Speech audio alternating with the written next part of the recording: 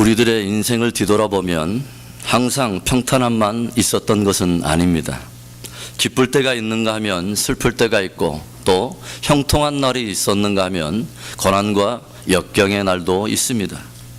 그러나 이 모든 경험들이 함께 어우러져서 시줄과 날줄이 되어서 우리의 인생이라고 하는 아름다운 작품을 만들어내는 것이죠. 하나님을 나의 목자로 삼고 살아갈 때에 주님은 우리를 푸른 풀밭 또 쉴만한 물가로 인도하시고 우리의 영혼을 소생시켜 주시고 우리로 의의 길로 걷게 하십니다.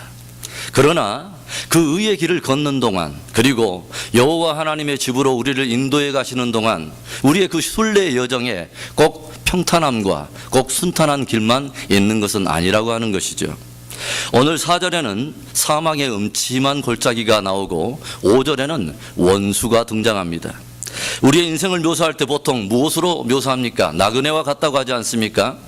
나그네처럼 우리도 때때로는 우리의 인생을 걸어가면서 외롭고도 낯선 길을 걸을 때가 있다고 하는 것이죠.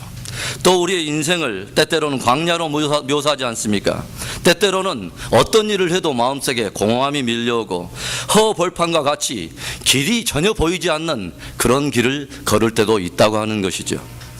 또 우리의 인생을 바다에 띄운 이력편지와 같다고 우리가 비유하지 않습니까? 작은 노래도 흔들리며 광풍을 만나면 걷잡을 수 없이 요동하는 때가 우리의 인생에 있지 않습니까? 주를 섬기는 그리스도인들에게도 또 성도들에게도 고난이 찾아올 때가 있고, 또 우리들의 신앙을 위협하며 때때로는 우리의 생명까지 위협하는 원수들에 우리가 직면할 때도 있지 않습니까?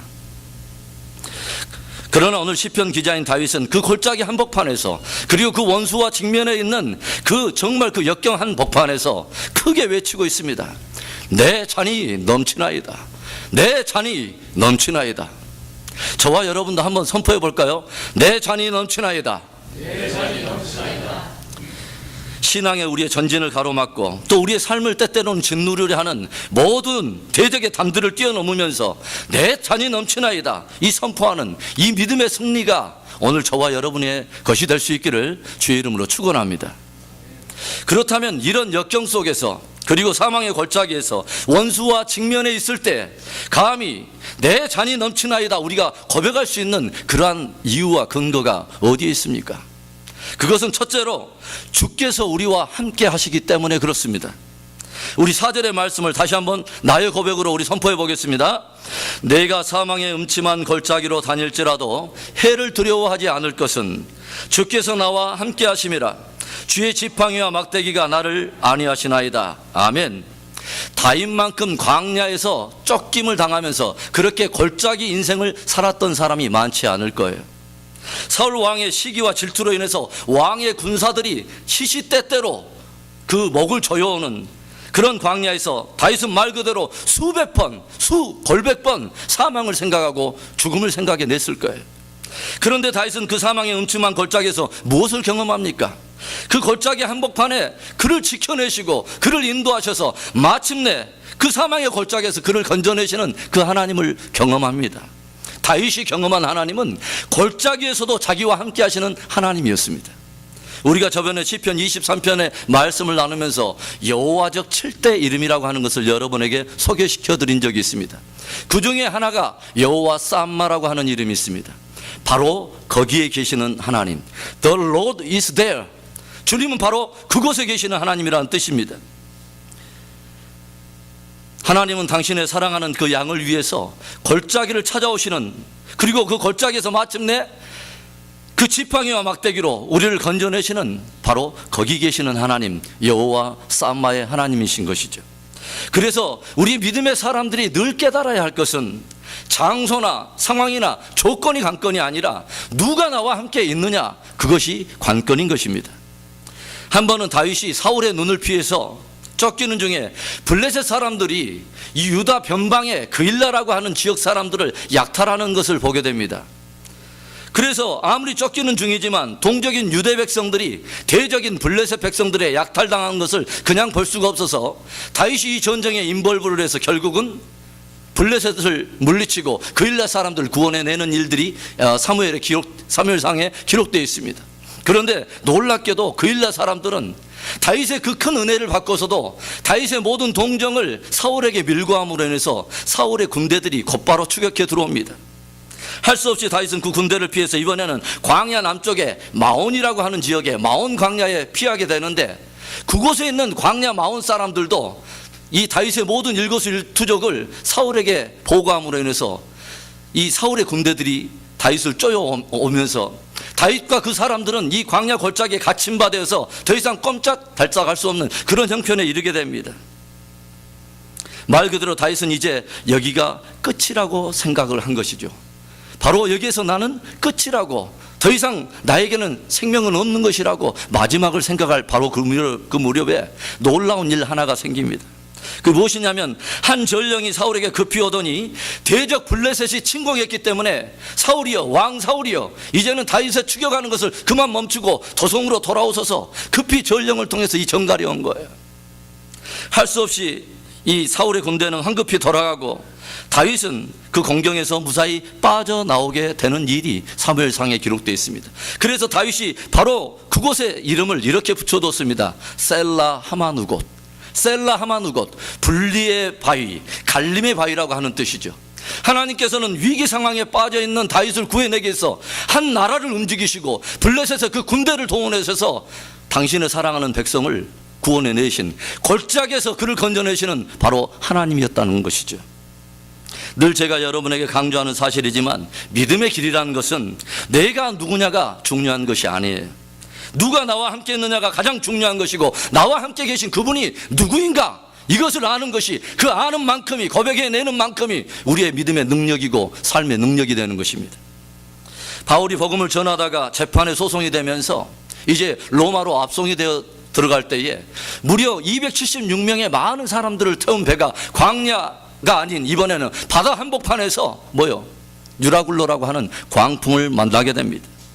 결국 이 광풍으로 인해서 스스로 배를 가볍게 하려고 이제는 자기들이 힘들어서 쌓았던 모든 짐들을 스스로의 손에 의리해서 모두 바닷가에 다 던져버리고, 이제는 광풍에 밀려서 이 배가 좌초의 위기를 겪게 되고, 오랜 날 동안에 모든 사람들이 먹지 못함으로 인해서 각 사람이 생명의 위협을 받고 있던 바로 그때에 다윗은 그들에게 이런 말을 들려줍니다. 사도행전 27장 23절부터 25절의 말씀입니다. 내가 속한 바 곧 내가 섬기는 하나님의 사자가 어젯밤에 내 곁에 서서 말하되, 바울아 두려워하지 말라. 내가 가이사 앞에 서야 하겠고 또 하나님께서 너와 함께 항해하는 자를 다 내게 주셨다 하였으니, 그러므로 여러분이여 안심하라. 나는 내게 말씀하신 그대로 되리라고 하나님을 믿노라. 죽게 붙들려서 사명의 길 걸어가는 당신의 종을 광풍 가운데 건져내시는 하나님의 인도하심을 우리는 보게 됩니다. The Lord is there. 도저히 사람들은 있을 것 같다고 생각하지 않았던 바로 그곳에, 골짜기와 같이 사람의 인적이 찾아오지 않고 위로의 손길이 없는 바로 그곳에서도 하나님께서는 당신의 사랑하는 백성들을 그 사망의 골짜기에서 건져내시고 광풍 한복판에서도 건져내시기 위해서 The Lord is there, 바로 거기에 계신 하나님, 그 하나님, 저와 여러분이 믿는 하나님 것을 굳게 확신할 수 있기를 축원합니다. 이스라엘의 역사 가운데 가장 어두운 역경의 역사가 있었다면 성전이 다 파괴되어 버리고 예루살렘 성이 회파되어 버리고 백성들이 무려 700마일이라고 하는 먼 거리를 이동해서 이방 바벨론의 포로로 끌려가 70년 동안 수치를 당했던 그 역사였다고 우리는 볼 수 있습니다. 그런데 그곳에 끌려간 다니엘의 친구인 사드락과 메삭과 아벳느고에게 큰 신앙의 위기가 왔습니다. 그것은 바벨론 왕인 느부갓네살이 두라 평지에다 큰 금신상을 하나 세워놓고 그곳에 절하지 아니하는 자는 평상시보다 7배나 뜨거운 풀무불에 던지리라, 이것을 왕이 어인을 찍어서 조서를 반포한 것입니다. 결국 왕의 조서대로 사드락과 메삭과 아벳느고는 풀무불에 던지움을 받게 되죠. 그러나 성경은 여기에서 끝을 맺고 있지 않습니다. 평상시보다 7배나 뜨거운 불, 그래서 그들을 불에 쳐 넣으려고 했던 옆에 서 있던 군사마저 오히려 타 죽었던 그 뜨거운 불에 사드락 메삭 아벳느고가 타 죽었더라 하고 성경이 마지막 끝을 맺는 것이 아니에요. 그들이 어떻게 됐습니까? 하나님께서 이것을 지켜보고 있던 느부갓네살의 왕의 그 눈을 열어서 보게 한 것이 어떤 모습입니까? 다니엘서 3장 24절과 25절의 말씀입니다. 그때 느부갓네살 왕이 놀라 급히 일어나서 모사들에게 물어 이르되 우리가 결박하여 불 가운데 던진 자는 세 사람이 아니었느냐 하니 그들이 왕에게 대답하여 이르되 왕이여 옳소이다 하더라. 왕이 또 말하여 이르되 내가 보니 결박되지 아니한 네 사람이 불 가운데로 다니는데 상하지도 아니하였고 그 넷째 모양은 신들의 아들과 같도다 하고. 불못불 속에 던져진 하나님의 사람들에게 어떤 일이 도대체 일어난 것입니까? 그들이 불 가운데 던져졌는데 왕이 본 것은 그들의 모든 결박들이 다 풀려져 버리고 분명히 세 사람이 들어갔는데 네 사람이 결박되지 않은 채로 전혀 몸이 상하지 않은 채로 자유로이 행하고 있는 모습을 보게 된 것이죠. 그리고 그 왕이 그 네 번째 그 존재에 대해서 어떻게 고백합니까? 저는 신들의 아들과도 같도다. 신들의 아들과도 같도다. 이 신들의 아들과도 같은 그 존재가 누구입니까? 모든 신학 주석자들은 대부분 그가 구약 속에 나타난 예수 그리스도임을 모두 다 동의하고 있습니다. 주님은 어떤 분입니까? 자신의 백성들이 어려운 상황 속에서도 믿음의 정절을 지키고 기꺼이 대가를 지불하며 고난의 풀무 속에 고난의 길을 걸어갈 때에 주님께서 홀로 두지 아니하시고 그들을 찾아오셔서 그들 가운데 가까이 하시고 바로 그곳에 계신 The Lord is there, 여호와 쌈마의 하나님인 것을 믿을 수 있기를 바랍니다. 주옥과 같은 말씀으로 많은 사람들을 그리스도께 돌아오게 했던 유명한 설교가인 스펄전 목사님이 노년에 많은 질병으로 아파 있었습니다. 이때 어떤 교우 한 사람이 이 목사님을 찾아와서 물었어요. 목사님, 너무 아프시죠? 많이 아프시죠? 그러자 스펄전 목사님이 이런 대답을 했다고 합니다. 네, 아픕니다. 너무너무 많이 아픕니다. 그러나 내가 느끼는 이 고통보다도 주님은 훨씬 나에게 더 가까이 계십니다. 내가 당하는 이 고통보다도 주님은 훨씬 나에게 더 가까이 계시는 것을 나는 느끼고 있습니다. 이것이 내가 받는 위로입니다. 여러분, 고난이 아프지 않다고 말할 수 있는 사람이 어디에 있겠습니까? 고난을 엔조이할 수 있다고 감히 그렇게 장담할 수 있는 사람이 누가 있겠습니까? 고난은 고난이고 아픔은 아픔이고 시련은 시련인 거예요. 그러나 수많은 믿음의 사람들의 고백처럼 오늘 또 스펄전 목사님의 들려주었던 고백처럼 주님은 우리 믿는 성도들이, 당신의 사랑하는 자녀들이, 십자가로 구속해낸 자녀들이 우리들이 느끼는 그 고통보다 훨씬 더 우리에게 가까이 있고 우리와 함께 하셔서 그 고통을 함께 걸머쥐고 그 고통 속에서 함께 우리로 하여금 이끌어 주시는 구원의 주님인 것을 믿을 수 있기를 바랍니다. 그 주님이 우리와 함께 계시기 때문에 우리는 어떤 역경 속에서 원수와 직면한 그 상황 속에서도 상황과 모든 조건을 초월하여 우리는 담대히 외칠 수 있습니다. 내 잔이 넘치나이다. 내 잔이 넘치나이다. 이 승리가 저와 여러분의 것이 될 수 있기를 주의 이름으로 축원합니다. 역경의 골짜기 그리고 원수의 위협 속에서 우리가 담대히 승리를 선포하면서 나아갈 수 있는 그 이유가 또 무엇입니까? 둘째로 주께서 우리에게 기름을 부으시기 때문입니다. 우리 5절의 말씀을 또 나의 고백으로 선포합시다. 주께서 내 원수의 목전에서 내게 상을 차려주시고 기름을 내 머리에 부으셨으니 내 잔이 넘치나이다. 오늘 말씀을 보면 원수의 목전에서 내게 상을 베푸셨다는 말이 나오죠. 그런데 여기에 상에 해당하는 그 히브리어 슈란이라고 하는 단어는 특별히 따로 떼어놓고 구별하여 두다라는 의미를 가지고 있습니다. 따로 떼어놓다 이런 뜻을 가지고 있어요. 그런데 베푸신다고 하는 그 의미는 최고로 평가되다 또는 존경을 받다라는 뜻입니다. 그래서 상을 베푸신다고 하는 그 총체적인 의미는 뭐냐면 따로 떼어서 구별하여 그를 높이다라는 그런 의미를 가지고 있습니다. 양은 이합전 설교 때 스스로 구원해 낼 수 있는 그런 자구책이 없는 매우 약한 동물이라고 여러분에게 말씀드렸어요. 사자처럼 날카로운 이빨이 있는 것이 아니에요. 소처럼 들이받는 뿔이 있는 것도 아니고 독수리처럼 날카로운 발톱이나 날 수 있는 날개가 있는 것도 아닙니다. 그런데 원수들이 이 양을 공격하려 할 때에 목자가 이 양을 따로 안전지대에 따로 놓고서 이 목자는 직접 양을 위해서 싸움으로 인해서 모든 원수들이 바라보는 앞에서 양을 존귀하게 높이는 것이 오늘 이 본문의 의미인 것이죠. 다윗은 사울의 추적을 당하면서 골짜기의 사람, 광야의 사람으로 그런 삶을 산 사람으로도 유명하지만 다윗처럼 그렇게 많은 피를 흘릴 정도로 그렇게 많이 싸워본 전쟁의 사람도 흔하지 않을 것입니다. 하나님께서 다윗이 하나님의 성전을 짓겠다고 말씀했을 때 다윗에게 뭐라고 말합니까? 내 손에 너무 많은 피를 흘렸기 때문에 너는 성전을 짓지 못하고 그 몫은 내 아들에게 돌아갈 것이라고 주님이 말하지 않습니까? 그 전쟁의 사람 다윗, 그러나 그가 싸우는 곳곳에서 경험했던 것은 무엇이냐면 하나님의 손길이 그 대적들로부터 그를 생명싸개로 감싸 안으시고 그를 보호하시고 지켜내신 바로 그 사실이죠. 그런데요, 주님은 항상 우리를 온실의 화초처럼 보호만 하시는 하나님은 아니십니다. 때로는 우리로 직접 싸우게 하실 때가 있다고 하는 것이죠. 그런데 이때 연약한 우리가 어떻게 그 원수를 직면해서 싸워서 이길 수 있을까요? 적을 알고 나를 알면 어떻게 된다고 그랬죠? 백전백승입니까? 적을 알고 정말 나를 알면 백전백승합니까? 믿음의 원리에서는 전혀 그렇지 않아요.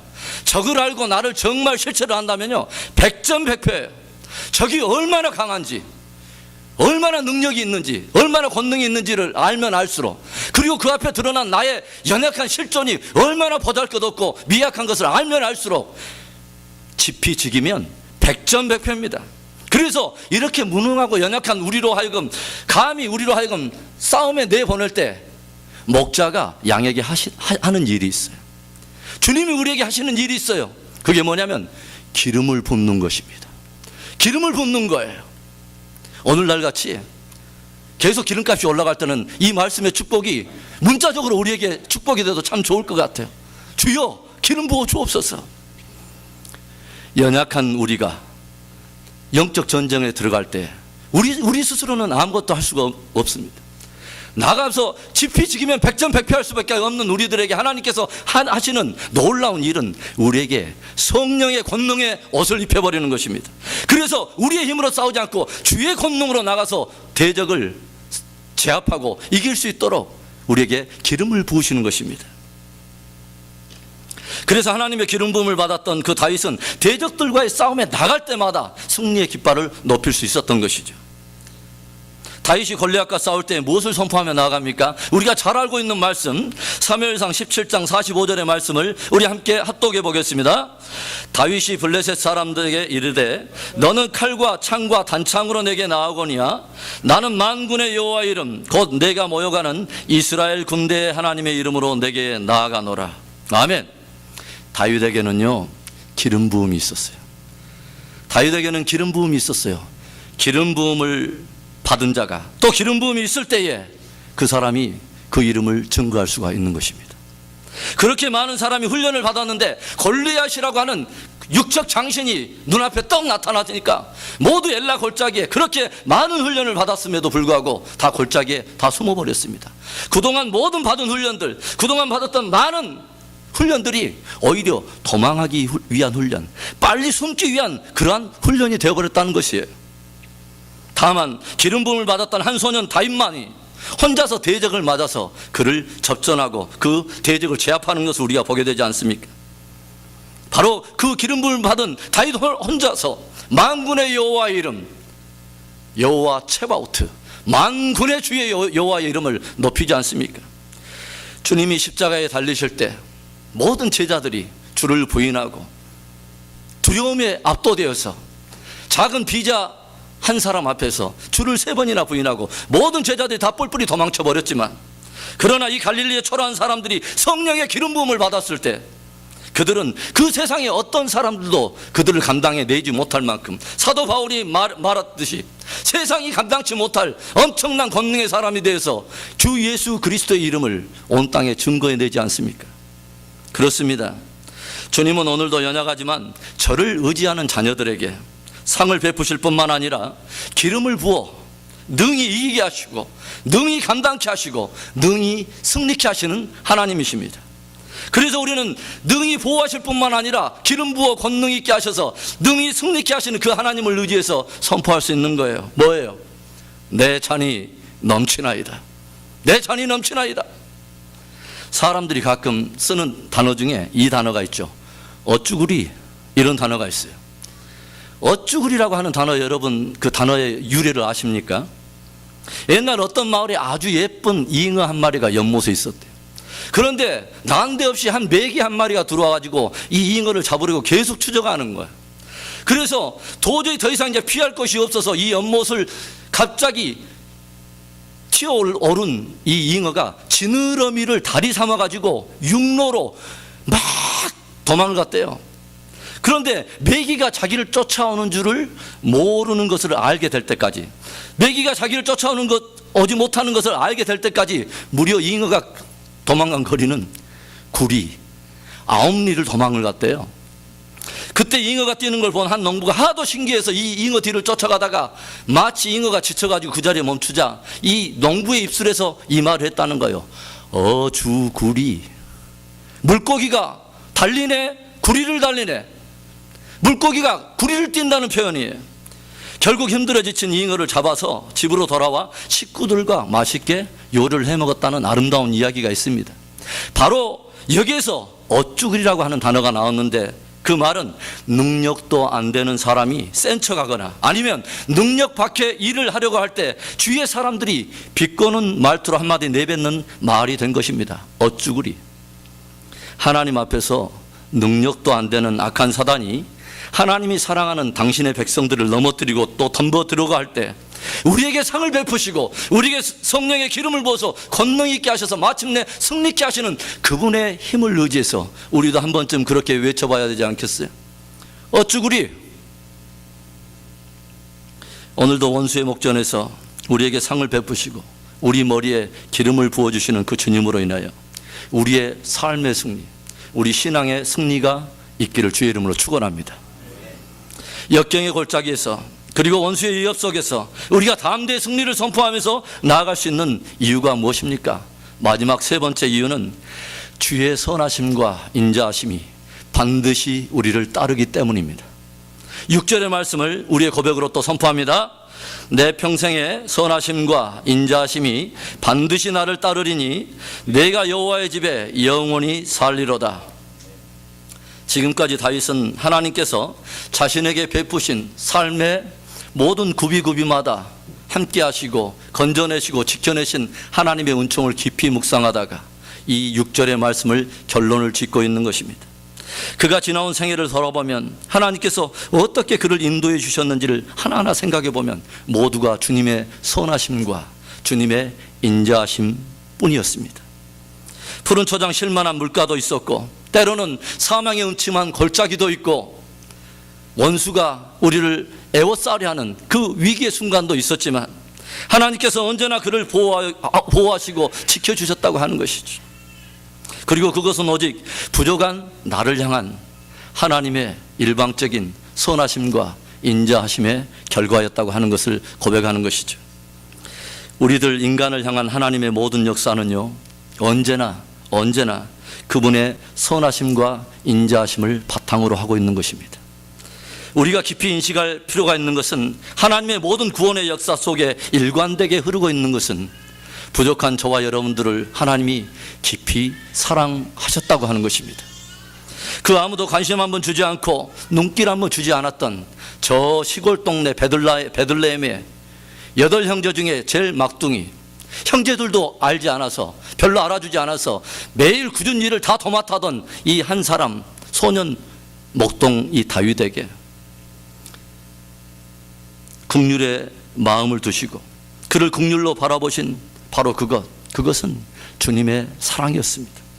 아무도 찾아오지 않고 인적이 없는 광야에서 그의 예배를 받으시고 밤의 추위와 낮의 땡볕더위 속에서 계속 공격이 되는 야수들의 그 위기 속에서 그를 지켜주신 그것 오직 주님의 사랑이었습니다.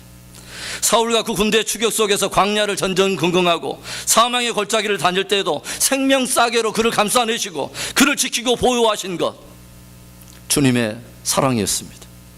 밧세바를 간음하고 충성된 사람 그 신하 우리아를 죽이라고 그 죽음을 사주했던 정말 이 극악무도한 이 죄악 가운데서 회초리를 드시고 그 뼈를 깎는 징계를 허락하셔서 그 인생의 정말 뼈저린 아픔을 허락하신 것은 다시 한번 다윗을 치유하시고 회복해 내셔서 마침내 그를 향한 하나님의 모든 계획을 이루기를 원하셨던 주님의 사랑이었습니다.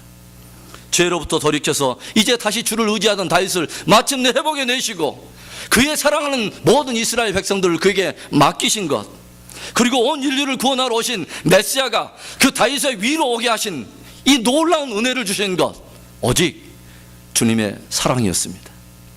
삶의 구비구비마다, 발걸음마다 우리가 뒤돌아보면 우리의 삶의 흔적 자리자리마다 오직 남게 되는 것은 여호와의 선하심과 그분의 인자하심 뿐인 것입니다. 그래서 다윗이 이해할 수 없는 주님의 사랑을 어떻게 고백합니까? 시편 8편 4절의 말씀을 우리 한번 고백합니다. 사람이 무엇이기에 주께서 그를 생각하시며 인자가 무엇이기에 주께서 그를 돌보시나이까. 도대체 인간이 주 앞에 어떤 존재입니까, 주님? 내가 주님 앞에 어떤 의미가 있습니까, 주님? 왜 주님께서는 내가 주님께 도대체 어떤 무게와 어떤 의미가 있기에 창조의 주께서 나를 생각하시고 나를 돌보십니까? 도대체 나를 향한 주님의 선하심과 인자하심의 끝은 어디입니까? 심지어 붉은 주홍빛과 같은 죄로 인해서 주의 낯을 피하여 도망가려 하는 나를 끝까지 추적해 오시는 당신의 사랑의 끝은 도대체 어디입니까? 본질상 진노의 자녀가 되어서 영원한 형벌에 던져질 나를 위해서 당신의 하나뿐인 아들을 내어주신 당신의 사랑의 끝은 도대체 어디입니까? 그 큰 사랑 알면서도 끊임없이 의심하며 분노하며 좌절하며 불평해 오던 나를 다시 추적해서 회복해 내시고 고쳐내시고 오늘도 여성하게 다시 한번 주께서 원하시는 그 길 걷게 하시는 주님의 사랑은 무엇입니까? 도대체 주님은, 당신은 도대체 누구십니까? 여호와 우리 주여, 주의 이름이 온 땅에 어찌 그리 아름다운지요. 죄인을 사랑하신 하나님, 죄인의 그 우리를 향한 그 사랑에 눈이 머신 하나님, 아들까지 포기하면서 우리를 끝까지 추적해서 마침내 회복해서 주님이 원하시는 그 길 걷게 하시는 당신, 여호와 우리 주여, 주의 이름이 온 땅에 어찌 그리 아름다운지요.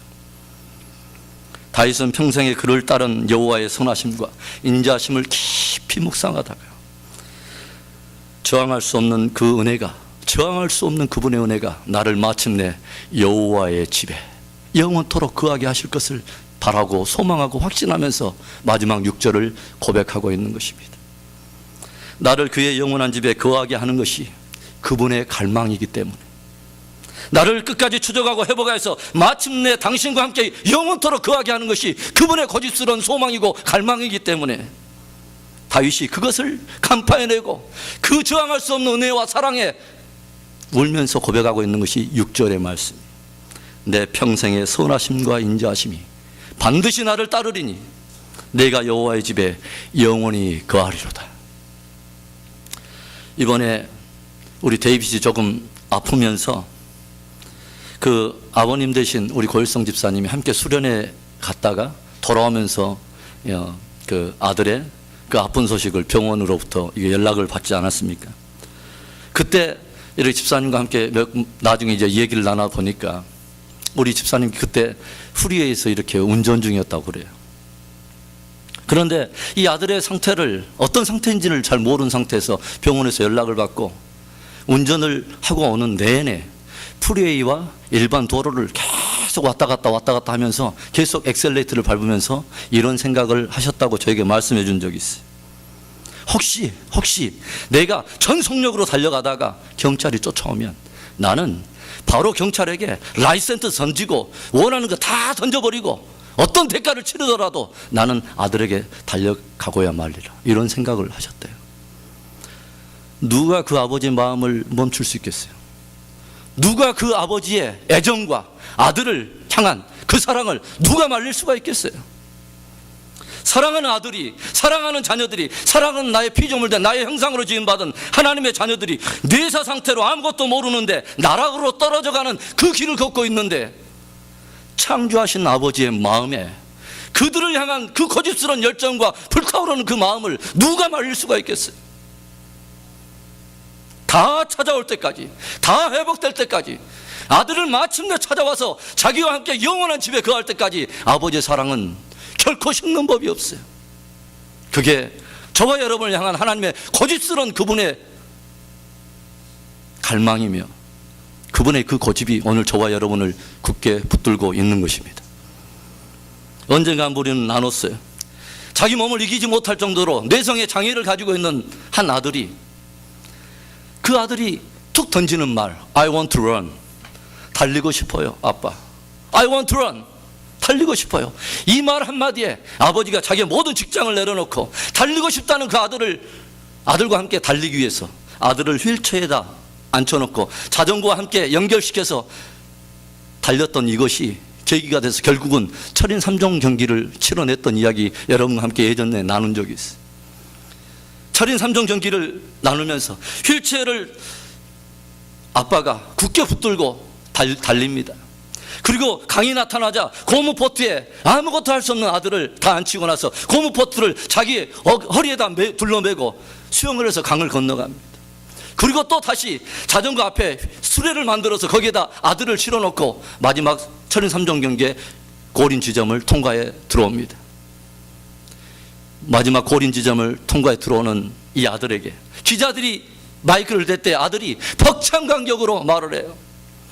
나는 아빠가 아니었다면 결코 이 꿈을 이뤄낼 수 없었을 거예요. 나는 아빠가 아니었다면 결코 이 꿈을 이뤄낼 수 없었을 거예요. 어떻게 보면 철인 경기를 하는 내내 아들이 한 것이라고는 딱 하나예요.